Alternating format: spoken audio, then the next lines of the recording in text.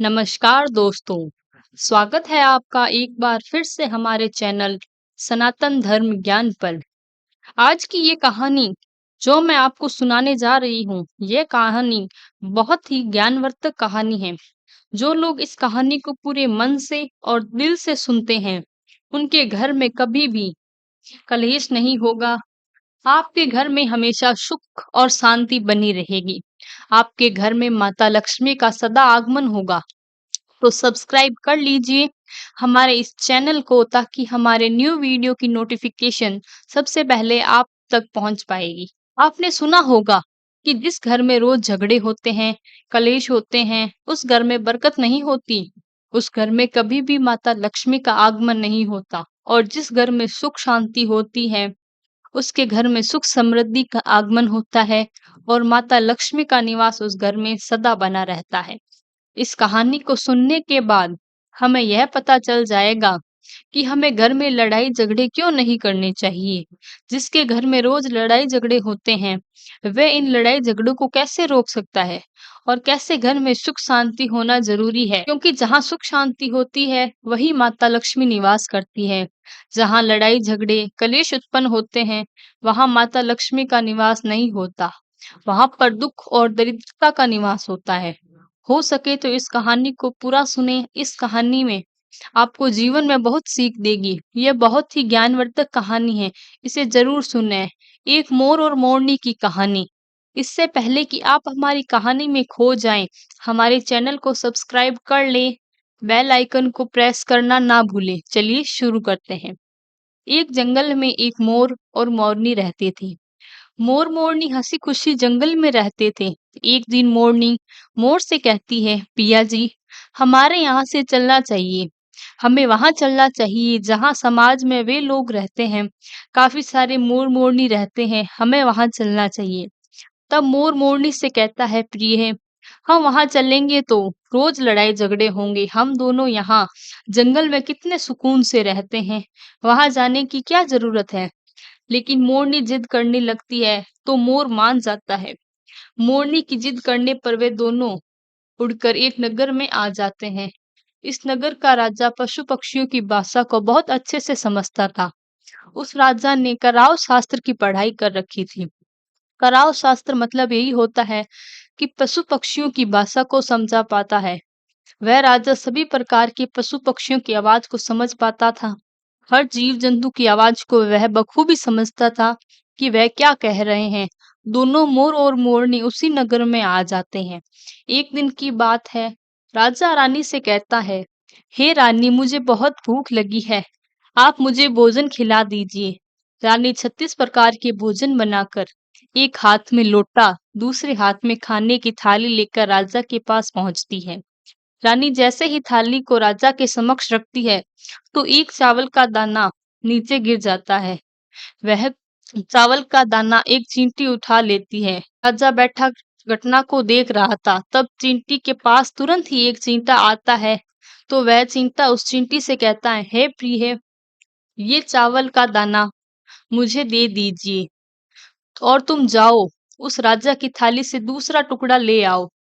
उनकी बातों को राजा पूरी तरह से सुन रहा था, क्योंकि राजा हर जानवर पशु पक्षी की भाषा समझ सकता था। तब राजा वहीं बैठा था। तब चींटा चींटी से यह बात कर रहा था।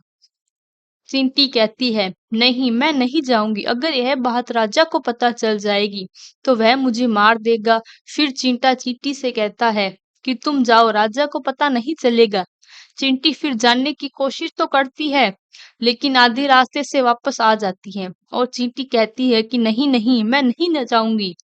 राजा को पता चल जाएगा, राजा मुझे मार देगा। राजा उन दोनों को देख रहा था। उन्हीं को इस बात का भास हो जाता है कि राजा हमारी बात सुन रहा है और समझ रहा है। चींटी फिर से कहती है कि देखो, लगता है राजा हमारी बात समझ रहा है। राजा ने हमारी बात को सुन लिया है, इसीलिए वो इसी तरह देख रहा है। चींटी चींटे से कहता है, अगर राजा ने हमारी बातों को सुन लिया और राजा किसी और को बताएगा तो वह पत्थर का बन जाएगा। राजा चींटी और चींटे की बात को बखूबी सुन लेता है और समझ लेता है। राजा इस बात को सुनकर हंसने लगता है। जैसे ही राजा को हंसी आने लगती है, राजा की रानी रसोई से बाहर आती है। वह जैसे ही रसोई से बाहर निकलती है, राजा उसे हंसते हुए दिखाई देता है। रानी राजा को हंसते हुए देखकर सोचने लगती है कि शायद मुझसे कोई गलती हुई है, इसीलिए राजा साहब हंस रहे हैं। रानी राजा के पास आती है और कहती है, हे महाराज, क्या मुझसे कोई पाप हुआ है? क्या मुझसे कोई गलती हुई है? आप इतना तेज से हंस रहे हैं। राजा रानी से कहता है, नहीं नहीं, ऐसी कोई बात नहीं, मुझे बस यूं ही हंसी आ गई।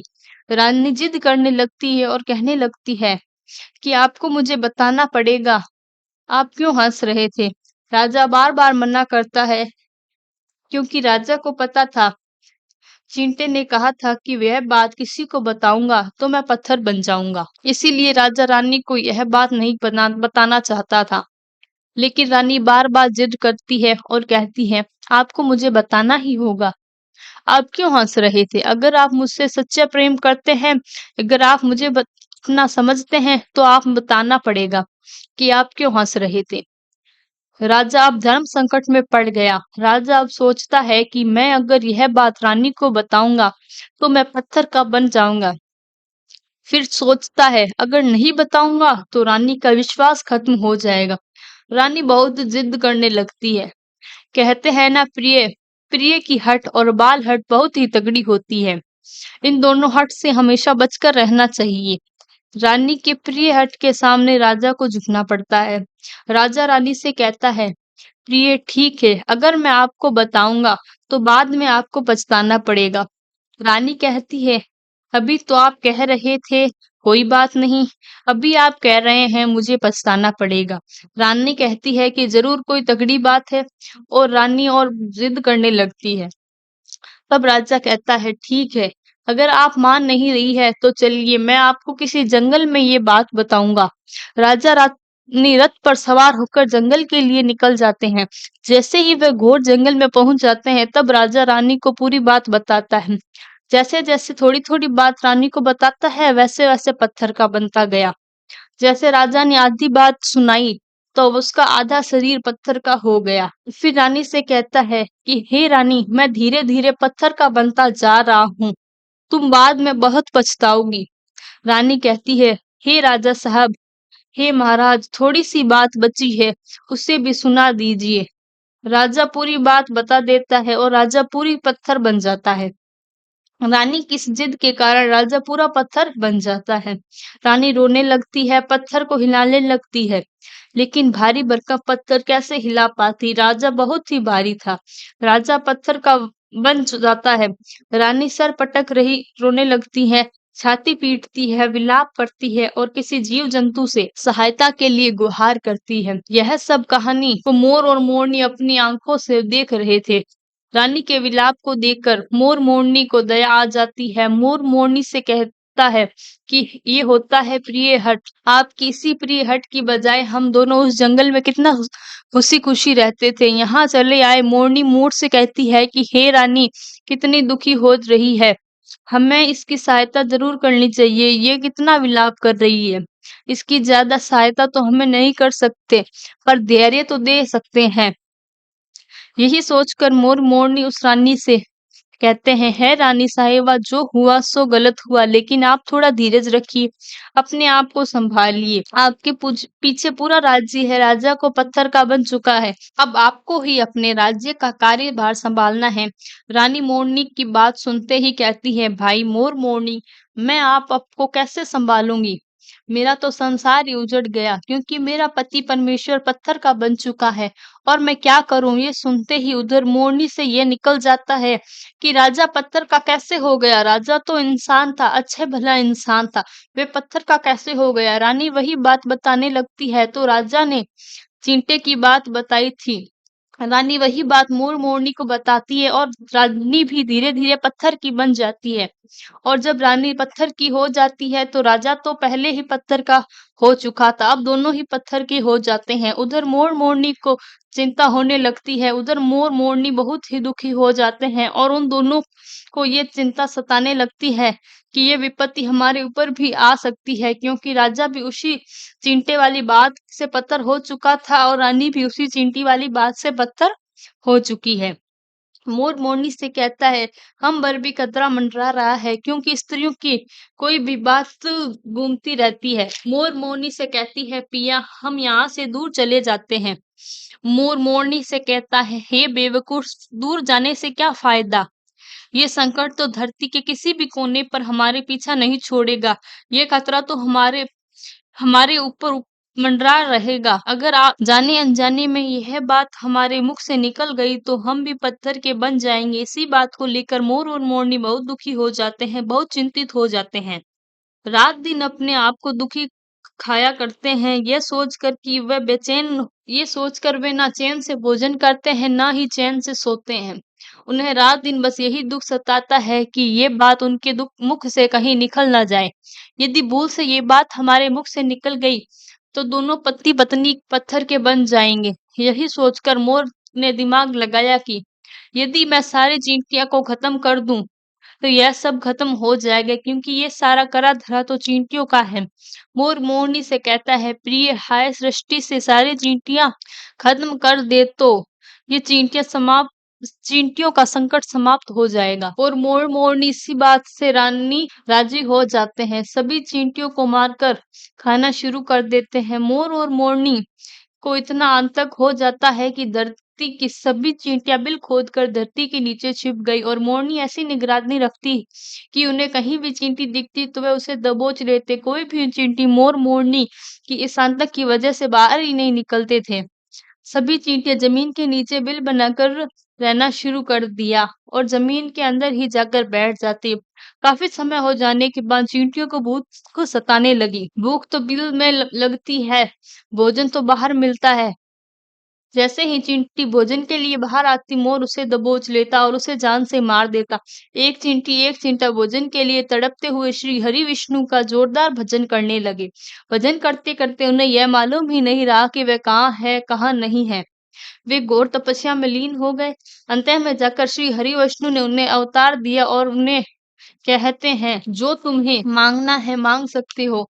तुम हम तुम्हारी भक्ति से प्रसन्न हैं, क्योंकि चींटी और चींटे से निर्धर भक्ति की थी, ना ही कोई जल ग्रहण किया, ना ही कोई अन्न। इसलिए भगवान श्री हरि विष्णु जल्दी प्रसन्न हो गए और कहने लगे, जो तुम्हें मांगना है मांग लो, अब तुम्हारी भक्ति से बहुत प्रसन्न है। उधर चींटी और चींटा ना जाने कितने दिनों से भूखे थे, प्यासे थे। दोनों ही विष्णु जी से कहते हैं, हे हरि, अगर आप हमें वर देना चाहते हैं तो हमारे पेट में गांठ बांध दीजिए। उन्हें सोचा कि अगर हमारे पेट नहीं होगा तो हम बाहर ही क्यों जाएंगे, मोर मोरनी से हमें नहीं खाएंगे। इसलिए उन्होंने मांगा, हे प्रभु, हमारे पेट में गांठ लगा दीजिए। भगवान विष्णु कहते हैं, तथास्तु। और सभी चींटियों के पेट में गांठ लग जाती है। आज भी इन चींटियों के पेट में गांठ लगी होती है। चींटियों का पेट नहीं होता। चींटा चींटी भगवान हरि विष्णु से कहते हैं, हे प्रभु, पेट में तो गांठ लग गई, किंतु अभी भी हमें मोर मोरनी से खतरा है। मोर और मोरनी अभी भी हमारे इंतजार में जमीन पर बैठे हैं और जैसे ही हम देखेंगे तो हमें मार देंगे। तब श्री हरि विष्णु मोर से कहते हैं, हे मोर, चींटियों का शिकार करना बंद कर दो। इसमें चींटियों का कोई दोष नहीं है। जिसका दोष है वो राजा है, क्योंकि राज्य को कराव शास्त्र का पढ़ाई की थी, इसलिए वह सभी जीव जंतुओं की भाषा को समझने में सक्षम था। उसके साथ वो जिन भाषा को समझता था उसका रूप बदलने में भी सक्षम था। पशु पक्षियों का वह रूप धारण किया करता था। जब वह राजा रूप धारण करता था, उन पक्षियों के साथ संभोग भी किया करता था। और जब वे पशु पक्षी गर्भ धारण करते थे, तब उन्हें छोड़कर वे वापस इंसान बन जाता था और ऐसे पशु पक्षियों पर वह जोर से हंसता था। इसलिए उसी ऐसी मूर्खता के कारण राजा आज ऐसा पत्थर बन गया है। मोर कहता है, हे प्रभु, उसकी पत्नी उसकी रानी का क्या दोष? श्री हरिविष्णु उसे कहते हैं कि उसकी पत्नी उसके पाप की भागीदार है, क्योंकि उसकी पत्नी आपको रोकती तो वह इतना पाप नहीं करता, इसलिए उसकी पत्नी भी इसी पाप की भागीदार है। इसलिए वह आज पत्थर की बन चुकी है। श्री हरिविष्णु को समझाने पर मोर उससे कहते हैं, इस बात को किसी और को कहोगे जो रानी ने हमें सुनाई है तो क्या हम भी पत्थर के बन जाएंगे? श्री हरिविष्णु कहते हैं कि तुम्हारे से श्राप अब समाप्त हो चुका है। तुम्हें किसी से कहने पर कोई फर्क नहीं पड़ेगा। आप किसी से भी कह सकते हैं तुम्हारे ऊपर खतरा टल चुका है। मोर और मोरनी बहुत ही प्रसन्न हो जाते हैं, उनकी खुशी का कोई ठिकाना नहीं रहता। श्री हरि विष्णु अंतर्ध्यान हो जाते हैं और चले जाते हैं। इधर मोर और मोरनी खुशी का कोई ठिकाना नहीं रहता। अगर किसी जानवर को किसी पशु को खुशी होती है तो वो खुशी से झूमने लगता है, नाचने लगता है। यही बात है मोर के साथ हुआ। मोर को जब पता चला कि उसके ऊपर से खतरा टल चुका है तो वो खुशी से नाचने लगा। जोरदार नाचने से उससे की खुशी का कोई ठिकाना नहीं था, वह खुशी के मारे पागल हो रहा था। जैसे ही नाचते हुए वह नीचे अपनी पैरों की तरफ देखता है, फटे बदसूरत पैर मोर के बने हुए थे। मोर अपने पैरों को देखकर रोने लगता है। मोर सोचने लगता है कि मेरे पैर इतने सुंदर थे, आज इतने फटे और गंदे कैसे हो गए? मेरा पूरा बदन इतना सुंदर है, लेकिन मेरे पैर इतने फटे और बदसूरत कैसे? मोर के पैर फटने का कारण चींटी खाना था, क्योंकि उसके बहुत ही सारी चींटियां मार कर खा गई थी। मोरनी भी उसे खा गई थी, इसलिए उनके पैर फट गए। आज भी अगर कोई इंसान चींटी खाता है तो उसके शरीर में छोटे छोटे दाने पड़ जाते हैं। यदि आप भी ज्यादा मात्रा में चींटी खाएंगे तो आपका बदन भी फटने लगेगा। सांप का शरीर केंचुली छोड़ता है, क्योंकि सांप चींटी खाता है, उसके शरीर फट जाता है और अलग हो जाता है। इसी तरह मोर के पैर फट गए और वह बदसूरत हो गया, इसीलिए मोर अपने पैरों को देखकर जोर-जोर से रोने लगता है। मोरनी मोर को धीरज रखवाती और कहती है जो होना था तो हो गया, रोने से क्या होगा? मोर नाचता है और जोर-जोर से रोता है, इसलिए उसकी आंखों से आंसू की धारा बह रही थी। मोरनी मोर को धीरज रखवाती है और उसे आंसुओं को नीचे गिरने से रोकती है, लेकिन रोक नहीं पाती है। मोरनी के हाथ तो नहीं थे, इसलिए वह नीचे चोंच से एक-एक आंसू को उठाती और अपने मुख में रखती की कोशिश करती, लेकिन कितने अपने मुख में रखती। जैसे ही मुख में रखती वे पेट में चले जाते। इस तरह मोरनी हर बार मोर के आंसुओं को रखती, मोर नाचता और जोर-जोर से रोता। मोर के आंसुओं को देखकर और उस मोरनी के प्यार को देखकर भगवान श्री हरि विष्णु पुनः आते हैं और मोरनी से कहते हैं, उसे आशीर्वाद देते हैं कि तुम्हारा प्रेम सदा बना रहे। इसी आशीर्वाद की वजह से अब इसी आशीर्वाद को समझिए या श्राप। इसकी वजह से मोरनी कभी भी संभोग नहीं कर पाता, क्योंकि मोर जब नाचता है उसकी आंखों से आंसू गिरते हैं और उन आंसुओं को मोरनी चुगती है। उन्हीं आंसुओं के कारण मोरनी गर्भवती हो जाती है। भगवान श्री हरि विष्णु मोर और मोरनी को आशीर्वाद देते हैं और कहते हैं तुम्हारी भक्ति धन्य है और तुम धन्य है। इस समय ऐसा आएगा जब हम तुम्हारे पंखों को मुकुट बनाकर धारण करेंगे। इसीलिए कहते हैं जब श्री कृष्ण के रूप में श्री हरि विष्णु ने धरती पर अवतार लिया तो वे मोर का पंख अपने मुकुट पर धारण करते हैं। इस कहानी में बस इतना ही, और हम आशा करते हैं कि इस कहानी से आपको कुछ सीखने को मिला होगा।